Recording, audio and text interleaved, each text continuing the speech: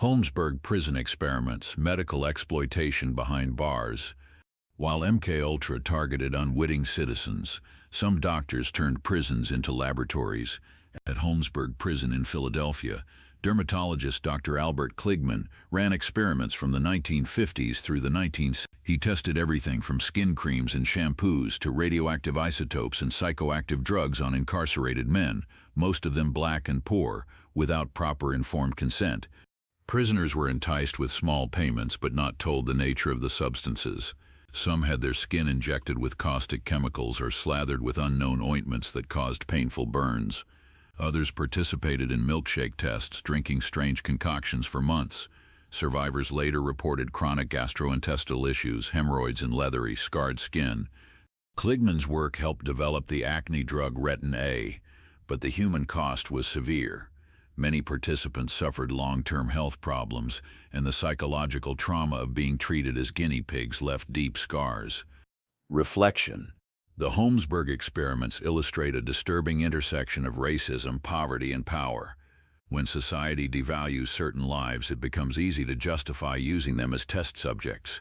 Kligman's trials remind us that medical breakthroughs can be built upon the suffering of those who lack the means to say no.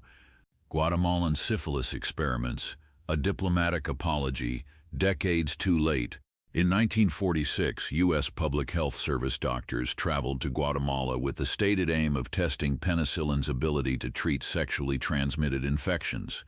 Over the next 2 years, they intentionally infected hundreds of Guatemalan prisoners, soldiers, and mental patients with syphilis and gonorrhea.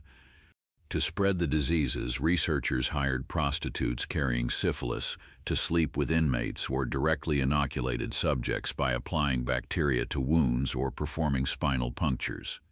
The participants were not told they were part of an experiment and did not consent. Not all received treatment even though penicillin's effectiveness was known.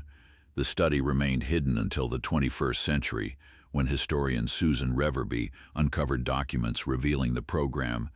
In 2010, U.S. President Barack Obama and Secretary of State Hillary Clinton issued a formal apology to Guatemala for the outrageous and abhorrent experiments.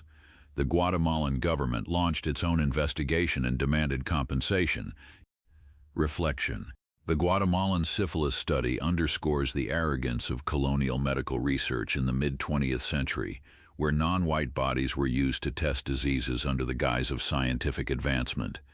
Even though the U.S. apologized, many victims never received justice or adequate health care. Trust lost on such a scale is difficult to regain.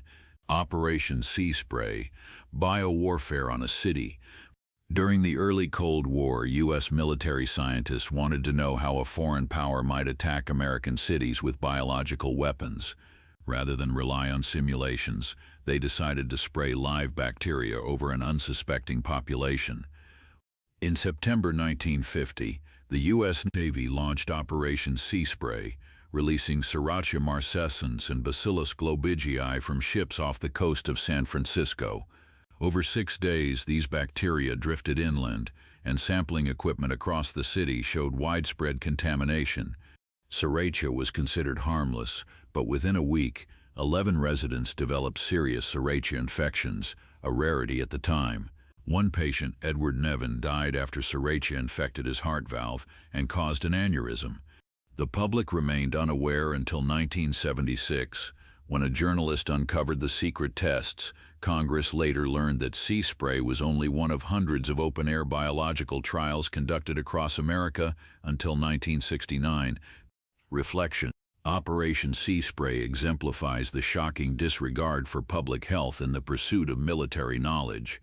Spraying potentially pathogenic bacteria over a city without consent reveals a dangerous calculus, weighing the lives of civilians against hypothetical wartime scenarios. The experiment's secrecy only worsened the public's mistrust when it eventually came to light. Conclusion.